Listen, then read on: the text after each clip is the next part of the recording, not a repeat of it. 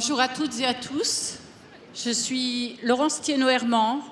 Je suis maman d'un fils unique qui est décédé d'une maladie rare mortelle. Je suis présidente de l'AFM Téléthon, présidente de 2 de ses laboratoires, le laboratoire Généthon, leader en thérapie génique des maladies rares, et l'Institut de myologie, sciences et médecine du muscle.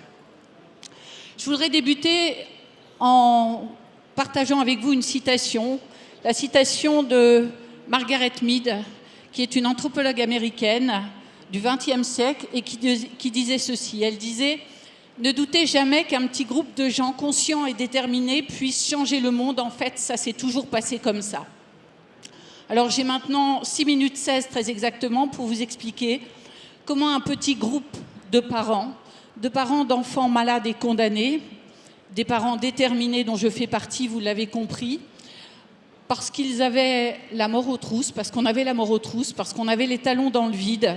On n'a pas eu d'autre choix que d'avancer, d'innover. Et je peux vous assurer qu'on a largement contribué à changer le monde des maladies rares. Il est vrai qu'à l'annonce du diagnostic terrible de la maladie de nos enfants, on aurait pu baisser les bras, on aurait pu tout simplement écouter ce que nous annonçaient les sachants, les experts. Ce n'est pas du tout ce qui s'est passé. On s'est vraiment mis en mode combat. On a déployé, je peux vous le dire, des trésors d'ingéniosité pour convaincre des partenaires de tous horizons, que ce soit des scientifiques, parfois les plus réfractaires, que ce soit également des médias, parfois les moins enthousiastes, que ce soit parfois aussi des décideurs qui, pour certains, ont été, j'avoue, séduits par notre vraie détermination et séduits également par cette envie d'en découdre, parce que vous l'avouerez toutes et tous, je pense que vous qui êtes parents, la mort programmée d'un enfant, c'est ce qu'il y a de plus terrible. Après les avoir convaincus, on a aussi conquis, je peux le dire, on a conquis le cœur, la raison de milliers de familles, millions, que dis-je, millions de familles et de Français qui se sont complètement retrouvés dans nos actions et qui, aujourd'hui, ont fait leur notre combat. Alors, au-delà de ce qu'on peut appeler ce besoin d'agir instinctif, que vous pouvez, je pense, toutes et tous comprendre, on a aussi, parce que quelque part, agir, c'est aussi transcender sa propre souffrance, on a aussi fait des choix particulièrement disruptifs pour une association de malades et de parents de malades. Tout d'abord parce que la générosité publique nous l'a permis. On a vraiment aujourd'hui avancé dans une logique entrepreneuriale, c'est-à-dire en étant une association opératrice qui a créé, comme vous l'avez constaté dans ma présentation, ses propres laboratoires de recherche, qui a recruté ses propres équipes également de chercheurs avec une mission, aller de la recherche fondamentale jusqu'aux médicaments, en passant par l'industrialisation.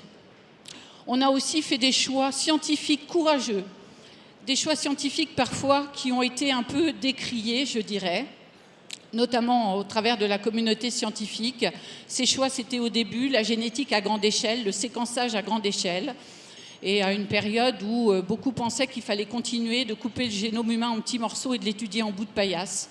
Un choix extrêmement audacieux aussi, la thérapie génique, à une période où beaucoup pensaient que c'était de la science-fiction et qu'il n'y aurait absolument rien du tout. Et puis, en choix également les maladies rares, et là, il y avait des scientifiques qui disaient « Non mais rare, ce n'est pas une donnée scientifique, on ne peut pas pousser pour avoir une politique publique en la matière ».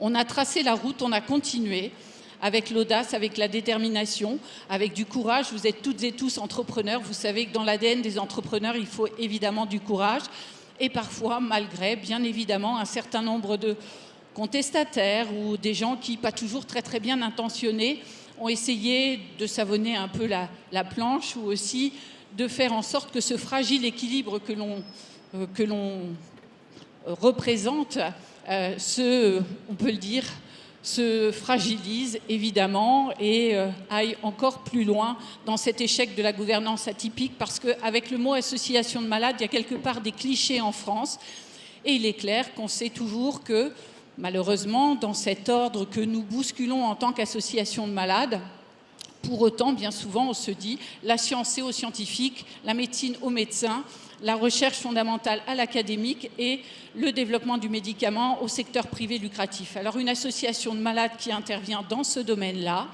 qui casse un peu les codes, vous vous doutez bien que ça ne fait pas toujours bon ménage avec d'autres. Pour autant, là encore, on a évidemment continué. On sait aussi que les grandes innovations, au début, ça fait rire, après, ça fait peur, et enfin, ça devient une évidence. Ce qui me fait, moi, sourire, c'est parfois un certain nombre de ceux qui n'y croyaient pas, qui disent « mais ça, j'y ai toujours cru, je savais que c'était ce qu'il fallait faire ». Et je pense que toutes et tous, c'est aussi ce à quoi parfois vous êtes confrontés.